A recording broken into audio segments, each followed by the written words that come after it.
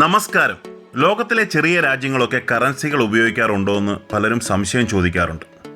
ലോകത്തിലെ ചെറിയ രാജ്യങ്ങളിൽ 5ാം സ്ഥാനത്ത് നിൽക്കുന്ന സാൻ മറീനോയെ കുറിച്ച് നമുക്കിന്ന് നോക്കാം. സാൻ മറീനോ വലിപ്പം കൊണ്ട് ലോകത്തിലെ 5ാം സ്ഥാനത്താണെങ്കിലും ഈ രാജ്യം സ്ഥിതി ചെയ്യുന്നത് മറ്റൊരു രാജ്യത്തിനുള്ളിലാണ്. ഈ രാജ്യം ഉപയോഗിക്കുന്ന നാണയങ്ങളും കറൻസികളും ഇന്ന് യൂറോ ബേസ്ഡ് ആണ്. സാൻ മറീനോയെക്കുറിച്ച് വിശദമായിട്ടൊരു വീഡിയോ ഞാൻ സുജിത് ഭക്തൻ്റെ ചാനലിൽ കാണുകയുണ്ടായി.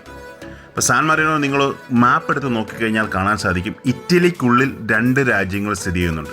ലോകത്തിലെ ഏറ്റവും ചെറിയ രാജ്യമായ വത്തിക്കാൻ സിറ്റിയും സാൻ മറീനോവും ഇറ്റലിക്കുള്ളിലാണ്, അതായത് പൂർണ്ണമായും ചുറ്റപ്പെട്ട ഇറ്റലിക്കുള്ളിലുള്ള രാജ്യമാണ്.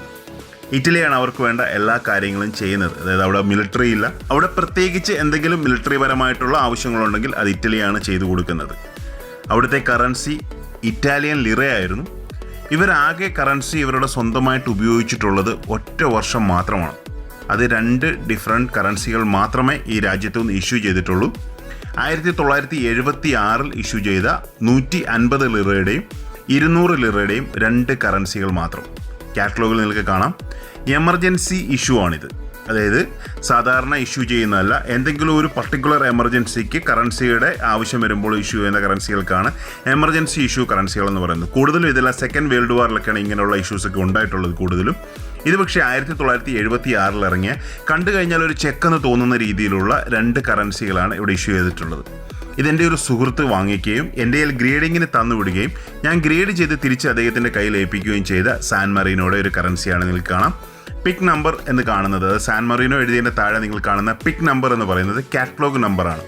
എല്ലാ ഗ്രേഡിങ്ങിലും ആ പിക് നമ്പർ ഉണ്ടാവും, ഇയർ ഉണ്ടാവും, അതിൻ്റെ ഡെനോമിനേഷൻ എത്രൻ്റെ കറൻസിയാണോ ആ ഡീറ്റെയിൽ ഒക്കെ ഉണ്ടാവും. അപ്പോൾ ഇത്തരത്തിലുള്ള കറൻസികളുടെ ഫേക്ക് ഈസി ആയിട്ട് കിട്ടും. മാർക്കറ്റിൽ ഒരുപക്ഷെ ഒരു $10 ഇത് കാണാൻ സാധിക്കും, പക്ഷേ അത് ഫേക്ക് ആവും. കാരണം ഇത് യൂണിഫേസ് കറൻസിയാണ്. യൂണിഫേസ് എന്ന് പറയുന്നത് ഒരു സൈഡ് മാത്രം ഒഫീഷ്യലി പ്രിന്റ് ചെയ്തിരിക്കുന്ന കറൻസികൾക്കാണ് യൂണിഫേസ് കറൻസികൾ എന്ന് പറയുന്നത്. ബ്രിട്ടീഷ് ഇന്ത്യൻ കാലഘട്ടത്തിൽ യൂണിഫേസ് കറൻസികൾ ഇന്ത്യയിൽ ഉണ്ടായിരുന്നു. യൂണിഫേസ് കറൻസികൾ ചിലതൊക്കെ നമ്മൾ കണ്ടിട്ടുണ്ടാവും പല രാജ്യങ്ങളുടേതും. അപ്പോൾ ഇത്തരത്തിലുള്ള കറൻസികളുടെ ഫേക്ക് വരാൻ ഒരുപാട് സാധ്യതയുള്ളതുകൊണ്ട് തന്നെ ഇങ്ങനെയുള്ള കറൻസികൾ വാങ്ങുന്ന ആളുകളോട് ഞാൻ പറയും, ഇത് ഗ്രേഡ് ചെയ്ത് വെക്കണമെന്ന്. അല്ലെങ്കിൽ നമുക്ക് അത്രയ്ക്കും അറിയാവുന്ന സോഴ്സിൽ നിന്ന് വാങ്ങിക്കും. ഇപ്പോൾ നമ്മളൊരു സീരീസിൽപ്പെട്ട 3-4 നോട്ടുകൾ വാങ്ങിക്കുകയാണെങ്കിൽ അതിലൊന്ന് ഗ്രേഡ് ചെയ്ത് അത് ഒറിജിനൽ ആണെന്ന് മനസ്സിലായി കഴിഞ്ഞാൽ മറ്റുള്ളതും ആ സീരീസിൽ പെട്ടതിന് നമുക്ക് പേടിക്കേണ്ട ആവശ്യം വരുന്നില്ല. അപ്പോൾ ഇത്തരത്തിലുള്ള കറൻസികൾ വാങ്ങുമ്പോൾ എപ്പോഴും ശ്രദ്ധിച്ച് വാങ്ങണം. പേപ്പർ ക്വാളിറ്റിയൊക്കെ കണ്ടാൽ നമുക്ക് അറിയാൻ സാധിക്കും.